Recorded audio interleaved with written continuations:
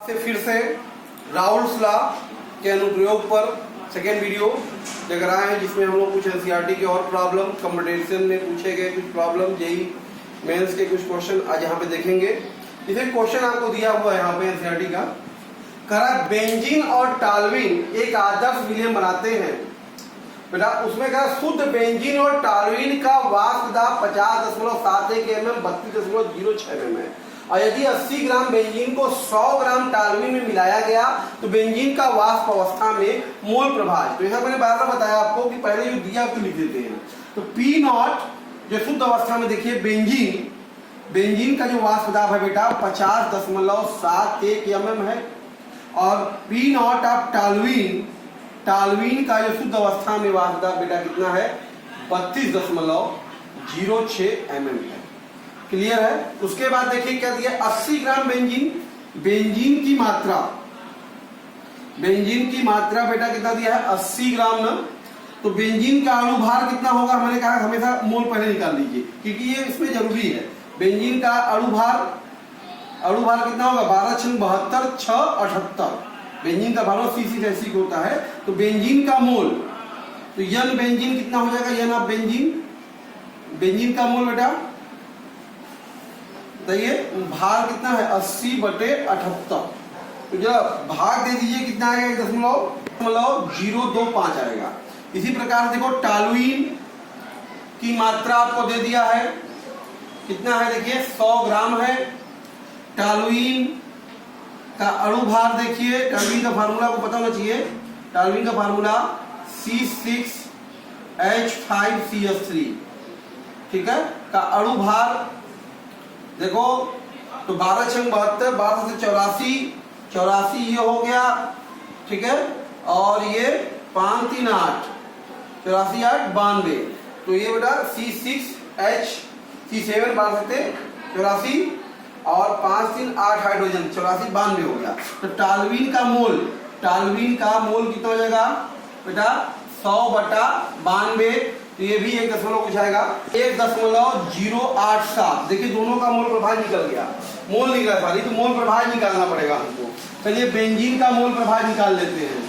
तो बेंजीन का मोल प्रभाव क्या होगा, बेंजीन का मोल कितना है 1.025 बटे कुल मोल 1.025 धन 1.087, मतलब बेटा 1.025 बटे 7 5 12 8 2 10 1 11 1 1 2। तो इसको सॉल्व कर देंगे बेटा तो आ जाएगा बेंजीन का मोल प्रभाव 0.485। ये बेंजीन का मोल प्रभाव मिल गया। तो टालवीन का क्या होगा सबको पता है, सिंपली 1 में से घटा देंगे ना 0.485। तो कितना गया 10 में से 5 गया 5, 9 में से 8 गया 1, 9 में से 4 गया 5, तो 0.515 टालवीन का भी मोल प्रभाव आ गया। अब क्या कर रहा है, बेंजीन का वाष्प अवस्था में आपको मोल प्रभाव चाहिए। तो पहला काम सबका अलग अलग हमें टोटल निकाल लेते हैं, कुल विलयन का कुल पी वाष्प दाब क्या होगा, पीएस सॉल्यूशन का मिश्रण का बताओ क्या होगा बेटा, पी नॉट बेंजीन भाई वही ना होगा P not P1 X1 not plus P2 not X2, यही ना होता है फार्मूला। तो पहला मान ले बेंजीन अवयव है, तो बेंजीन का वाष्प दाब कितना दिया है 50.71 गुणे बेंजीन का मोल प्रभाव बताइए कितना है 0.485 धन बेटा दूसरे का कितना है बताइए 32.06 और गुणे इसका कितना है 0.515। तो गुणा करके अगर जोड़ते हैं तो आपका कितना आता है इसका मोल टोटल वाष्प दाब बेटा, सबका आया होगा आंसर मेरे ख्याल से 41.07 mm। तो विलयन का जो वाष्प दाब मिलेगा, आपको ये नहीं पूछ रहा है, आपको अगर बेंजीन का वाष्प अवस्था में, तो पहले बेंजीन का भी तो वाष्प दाब चाहिए। तो बेंजीन का वाष्प दाब कितना होगा बताओ, बेंजीन का तो यही होगा पी नॉट ऑफ बेंजीन गुणे एक्स नॉट ऑफ बेंजीन, मतलब बेटा कितना हो जाएगा बताइए, पी नॉट बेंजीन का कितना है 50.71 और एक्स बेंजीन का कितना है 0.485। और आपको पता है डाल्टन की वाष्प अवस्था में फार्मूला बताया था ना, वाष्प अवस्था में मोल प्रभाव अगर निकालना है तो क्या होता है PI/P टोटल है, बात समझ रहा। तो यहां से हो जाएगा आपका, तो y बराबर हो जाएगा बेंजीन का निकालना है, बी बेंजीन का, तो बेंजीन का क्या हो जाएगा, बेंजीन का बताइए वास्तव कितना है 50.71 गुणे 0.485 और कुल वास्तव बिलियन का कितना है बेटा 41.07। इसको सॉल्व कर देंगे तो ये वाष्प अवस्था में बेंजीन का वाष्प होगा। इसको चेक करें कितना थी वैल्यू, तो सबसे आया होगा 0.60। तो बेटा इस तरीके से हम लोग क्या कर सकते हैं, वाष्प अवस्था में बार बार वही बात आपको बतानी पड़ रही है हमें कि हमेशा जो भी डाउट्स का क्वेश्चन होगा उसमें याद रखिए आपको मोल प्रभाज और मोल निकालना तय, ये जो कंपल्सरी चीजें हैं। तो राउल्स का नियम बस इतना सा है, ठीक है। तो ये राउल्स का नियम तो छोटा सा है, लेकिन उसके पहले जो कैलकुलेशन है ये करना पड़ेगा। इसको देख के घबराना नहीं है, क्वेश्चन के बड़े को देखकर मनोवैज्ञानिक रूप से अपने पर दबाव नहीं बनाना है। क्वेश्चन क्या कर रहा है हर लाइन को पढ़िए और बेकायदे उसके दिए हुए पार्ट को लिखिए और क्या कैसे हम उस पर पहुंच सकते हैं, क्या निकालना है, उसके क्या क्या आवश्यकता होगी बीच में। तो आपको पता है राउल्स के नियम में हमेशा मोल प्रभाज की आवश्यकता होती है, इसलिए हमें बार बार मोल प्रभाज निकालना पड़ेगा और उसी की मदद से हम अपने आंसर की ओर आगे बढ़ेंगे। क्लियर है बेटा, नेक्स्ट क्वेश्चन देखते हैं। ओके, क्वेश्चन है आपका, कह रहा है निश्चित ताप पर शुद्ध बेंजीन का वाष्प दाब 0.85 बार है। तो एक अवाष्पशील वैद्युत अपघट्य के 0.5 ग्राम को 39 ग्राम बेंजीन में घोला गया तो बिलियन का वाष्प दाब इतना। इसका मतलब शुद्ध बेंजीन का वाष्प दाब देखो ये आपको दे दिया 0.85 बार। इसका मतलब ये क्या है, विलायक का है, तो P0 हो गया 0.85 बार। क्लियर है ना। उसके बाद बेटा इसमें क्या कर रहा है, वैद्युत अनवघट्य, देखो ध्यान दो, अवाष्पशील वैद्युत अपघट्य की मात्रा जो दिया है, की मात्रा तो विलेय है, स्मॉल w कहेंगे ना इसको 39 ग्राम, सॉरी 0.5 ग्राम। क्लियर है। और इसको बेंजीन में घोला गया कितना, बेंजीन क्या मात्रा, बेंजीन की मात्रा का मतलब क्या हो गया बेटा, कैपिटल W विलायक है तो कितना होगा 39 ग्राम। अच्छा बेंजीन का अणु भार सबको पता है ना, कैपिटल M कितना 12/72 होता है।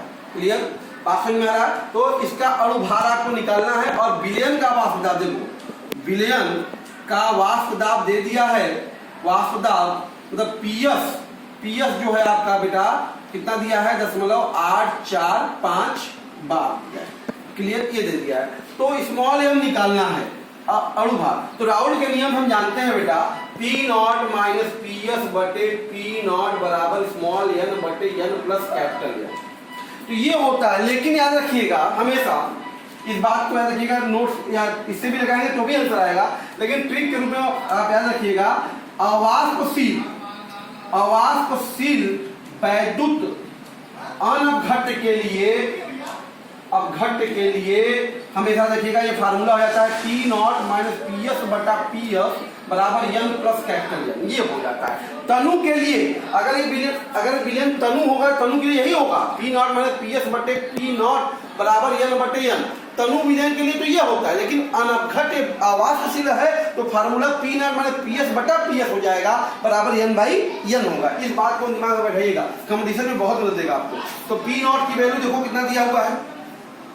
अच्छा स्मॉल n बराबर क्या होता है बेटा, स्मॉल w बटे स्मॉल n और ये हो जाएगा कैपिटल M बटे कैपिटल W। ये भी फार्मूला हो जाएगा। तो P0 की सारी वैल्यू दिया हुआ है। P0 है हमारे पास बताइए 0.85 माइनस 0.845 बटे 0.845 बराबर स्मॉल w है आपके पास, देखिए 0.5, स्मॉल m निकालना है, कैपिटल M है आपके पास 78 और कैपिटल W है आपके पास कितना 39।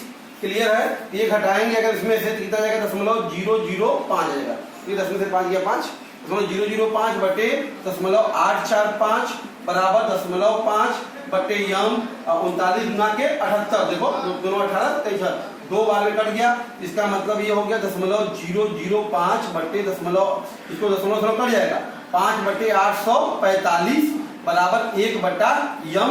तो m बराबर बेटा कितना हो जाएगा 845 बटा 5। क्लियर है ना। तो m बराबर अणु भार देखो आ गया, कितना आ गया 5 एकम 5 बेटा 34 है, 5 6 30 5 7 35। 167। पास है 5 एकम 5, सॉरी 5 एकम 5 बचा 3 34 है ना, 5 9 50 169। 169 क्या होगा, इसका अणु भार होगा। क्लियर है। इस तरीके से इस चीज को हमेशा से बहुत इंपॉर्टेंट है ये हमेशा। ये राउल्ट का नियम है, तनु विलयन लगेगा तो P naught minus P S बटा P naught equal to n plus n को n ले लेंगे।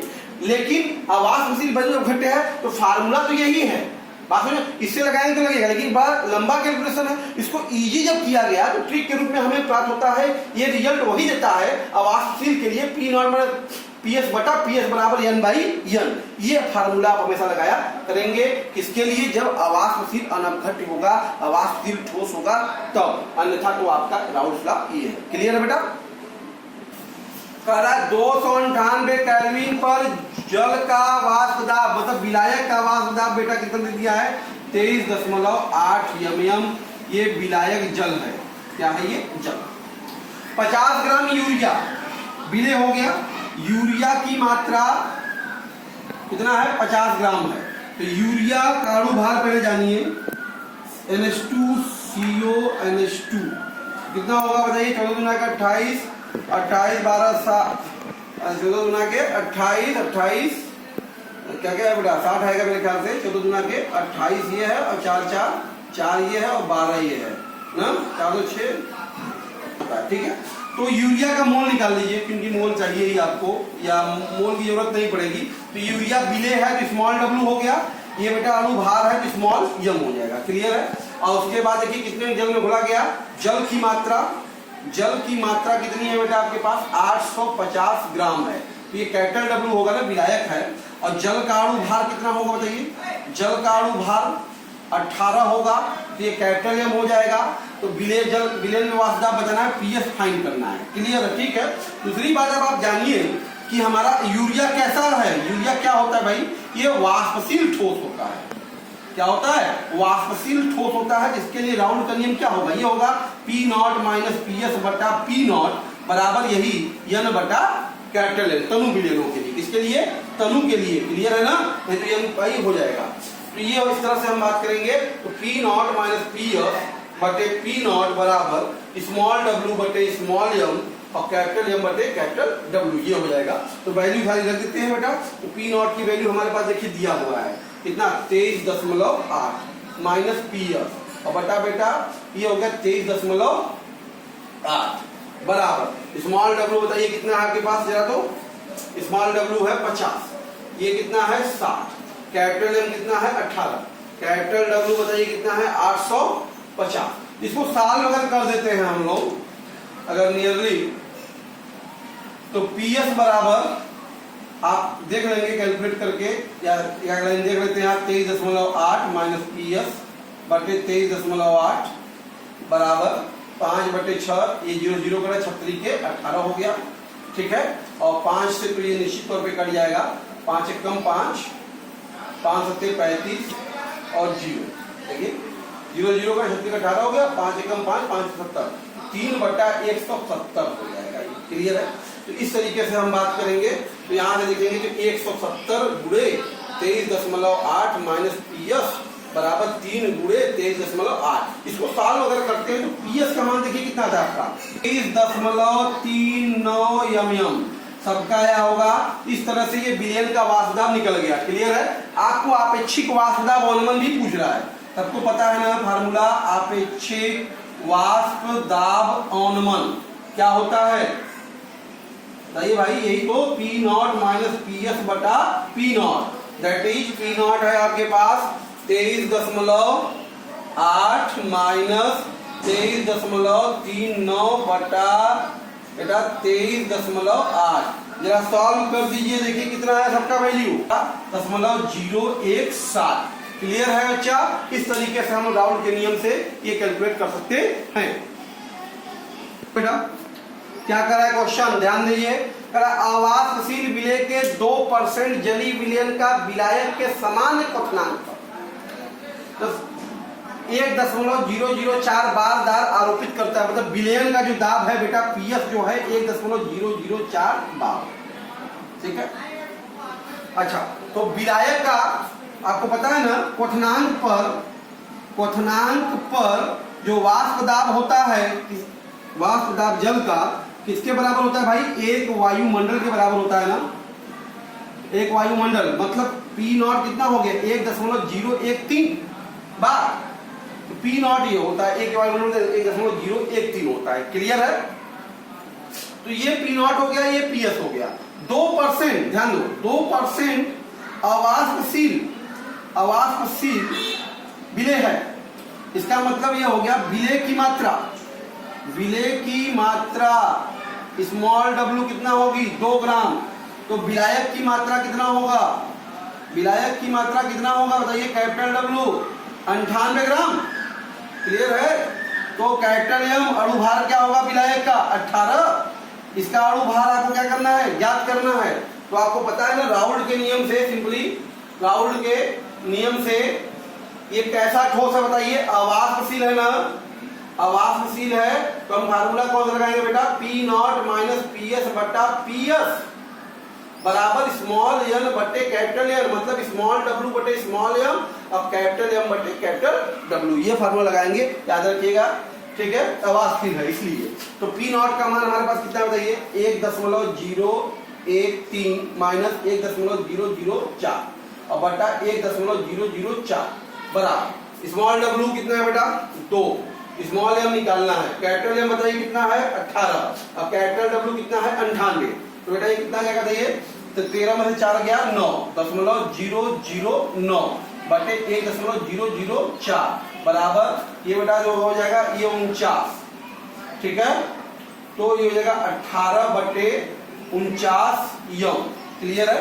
यम बराबर बताइए कितना हो जाएगा? यम बराबर हो जाएगा 18 गुणे 1.004 बटे 49 गुणे 0.009। ठीक है ना? तो ये आप सॉल्व कर देंगे, कैलकुलेटर बताइए तो आप 40.97। तो इस अविलेय ठोस का अणुभार कितना आया सबका? 40.97। क्लियर है बेटा? तो 93 केल्विन पे जल का वाष्प दाब मतलब शुद्ध विलायक का वाष्प दाब दे दिया है 17.535 mm। क्या है ये? जल। क्लियर है? इसमें ग्लूकोज घोला गया, तो ग्लूकोज की मात्रा जो है आपको कितना घोला गया? स्मॉल w बेटा 25 ग्राम घोला गया। तो ग्लूकोज का अणुभार आपको पता होना चाहिए, ग्लूकोज का अणुभार स्मॉल m कितना होता है? 180 होता है। क्लियर? जल की मात्रा भी दे दिया है, जल की मात्रा विलायक का कैपिटल W कितना दिया है? 450 ग्राम। तो जल का अणुभार सबको पता है, जल का अणुभार कैपिटल M कितना होता है? 18। क्लियर है? ऐसा करने पे जल का बाद विलयन का बाद PS क्या करना है? फाइंड करना है। तो सबको पता है ना ग्लूकोज कैसा बताइए? ग्लूकोज कैसा है? वाष्पशील होता है। कैसा होता है? वाष्पशील। तो तनु विलयन के लिए फार्मूला अगर लगा दे, तनु विलयन के लिए राउल्ट का तो क्या होता है? P नॉट माइनस PS बटा P नॉट। तनु के लिए स्मॉल w बटे स्मॉल m कैपिटल M बटे कैपिटल W। ये फार्मूला तनु विलयन के लिए होता है राउल्ट का। तो यहाँ पे सारी वैल्यू दिया रख देते हैं। P नॉट की वैल्यू 17.535 माइनस PS बटे 17.535 बराबर स्मॉल w बताइए कितना है? 25 बटे स्मॉल m कितना है बेटा? 180 गुणे कैपिटल M कितना है? 18 और कैपिटल W बेटा कितना है? 450। तो आप यहां से देख रहे हैं तो 18 से ये कट गया 10 बार में, तो ये 5 बार में कटेगा। 5 वा 25, 5 9 45 90, 5 से भी कट जाएगा आपका। ठीक है? 18 बचे 90 बेटा, 18 बचे 90। तो ये मेरे ख्याल से आ गया आपके पास 17.535 माइनस PS बटा 17.535 बराबर 1/180। इसको सॉल्व करके बताइए PS का मान कितना है आपका? 17.44 mm। ये है बेटा विलयन का वाष्प दाब। क्लियर है बच्चा? नेक्स्ट क्वेश्चन है, बहुत इंपॉर्टेंट है। कह रहा है आपसे 100 ग्राम द्रव A जिसका अणुभार 140 है। तो आइए जो कह रहा है उसे लिखते चले। ठीक है? द्रव A की मात्रा WA बेटा कितना दिया है? 100 ग्राम। इसका अणुभार MA कितना दिया है? 140। तो इसलिए इसका मोल निकाल लेते हैं पहले। तो MA बराबर कितना होगा? भार बटा अणुभार 100 बटा 140 10 बटा 14 2 5 10, 5/7 आ गया मोल। क्लियर है। उसी प्रकार से बेटा बी का अणु भार कितना है बेटा 1000 ग्राम है। बी का अणु भार बेटा कितना है 180। तो बताइए बी का मोल कितना होगा, बताइए भार बटा अणु भार 180 तब 100/18, तो बेटा ये जाएगा आपका 50/9। क्लियर है। तो ये आ गया NB। ठीक है। उसके बाद क्या कर रहा है द्रव का सूत्र, तो पहले मोल प्रभाज निकाल लेते हैं, उसके बाद बात करते हैं। XA क्या होगा बताइए NA/NA प्लस NB। ठीक है। तो NA कितना बेटा 5/7 बटे 5/7 धन 50/9। इसको सॉल्व करके बताइए तो कितना है आपका आगे होगा बेटा 0.114। ए का मोल प्रभाज आ गया। इसी प्रकार से बी का मोल प्रभाज बताइए कितना होगा 1 - 0.114। तो 10 में से 4 गया 6, 9 में से 1 गया 8, 9 में से 1 गया 8.886। मोल प्रभाज सारा निकाल लिया हमने। क्लियर है। अब क्या कह रहा है आगे देखिए क्या कह रहा है कि द्रव बी का शुद्ध अवस्था में वाष्प मतलब PB0 दे दिया है कितना 500 टॉर है। ठीक है। ए का निकालना है। विलयन का वाष्प दाब P जो टोटल है वो बेटा आपको 475 टॉर है। क्लियर। पी का फार्मूला क्या होगा PA0XA, फार्मूला क्या होगा PA0XA प्लस PB0XB। ओके। तो P की वैल्यू 475 हो गया। PA0 निकालना है। XA हमारे पास है ही 0.114। PB0 आपको दे दिया है 500। XB आपको निकाली ली है 0.886। इनको गुणा करके आपको PA0 की वैल्यू निकालनी है। तो जरा सॉल्व करके सबको बताइए तो कितना आया होगा सबका वैल्यू, ये सबका 280.7 टॉर आएगा। ये आ गया हमारा एक शुद्ध अवस्था में एक आवास दाब। और भी क्या पूछ रहा है विलयन में एक आवास दाब मतलब PA भी पूछ रहा है। तो PA बराबर बेटा क्या होगा PA0XA। PA0 हो गया 280.7 गुणे XA का मान बेटा कितना है 0.114। जरा गुणा करके बताइए ये भी वैल्यू कितनी आई आपकी आ गया होगा 31.9998 mm या ICU कह सकते हैं तब हम लोग 32 mm। क्लियर है बेटा। तो ये इस तरह से हमने क्या किया विलयन में एक अशुद्ध वाष्प दाब और विलयन का वाष्प दाब ऐसे कैलकुलेट कर सकते हैं राउल्ट के नियम से। क्लियर है।